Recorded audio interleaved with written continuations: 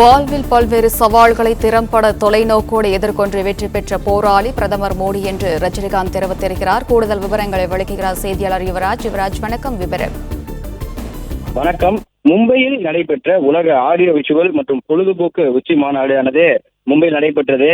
இந்த நிகழ்ச்சியில் நடிகர் ரஜினிகாந்த் பிரதமர் மோடி குறித்தான பல்வேறு கருத்துக்களையும் அதே போன்று பகல்காமில் நடைபெற்ற அந்த தாக்குதல் குறித்தான பல்வேறு கருத்துக்களை இதில் பகிர்ந்திருக்கின்றார். அதில் பிரதமர் மோடி ஒரு சிறந்த போராளி என இதில் குறிப்பிட்டிருக்கின்றார். அதே போன்று வாழ்வில் பல்வேறு சவால்களை திறம்பட தொலைநோக்கோடு எதிர்கொண்டு வெற்றி பெற்ற போராளி தான் பிரதமர் மோடி என்று குறிப்பிட்டிருக்கின்றார்.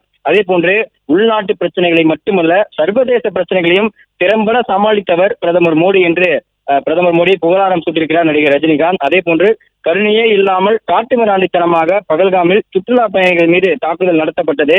பகல்காம் தீவிரவாத தாக்குதலுக்கு சரியான பதிலடி கொடுப்பார் என்ற நம்பிக்கையும் தனக்கு இருக்கின்றது என மோடியின் மீது தன்னுடைய அந்த கருத்தையும் தெரிவித்திருக்கின்றார். அதே போன்று ஜம்மு காஷ்மீரில் மறுபடியும் அமைதியை ஏற்படுத்தும் நடவடிக்கையில் மோடி வெற்றி பெறுவார் என்ற தன்னுடைய அந்த கருத்தையும் தெரிவித்திருக்கின்றார். இந்த நிகழ்வு நிச்சயமாக நடக்கும் என்று நான் நம்பிக்கையுடன் இருக்கின்றேன். ஏனென்றால் பிரதமர் மோடி மீது எனக்கு அளவு கடந்த நம்பிக்கை இருக்கின்றது. அவர் ஒரு சிறந்த போராளி. அவர் எந்த சவாலையும் சந்திப்பார் எனவும் கடந்த 10 ஆண்டுகளாக நாங்கள் அவர் சொல்லி வருவதை நிரூபிப்பார் என இந்த நிகழ்ச்சியில் ரஜினிகாந்த் பேசியிருக்கின்றார்.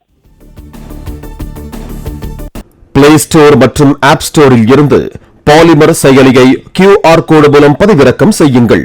செய்திகளை உடனுக்குடன் பெறுங்கள்.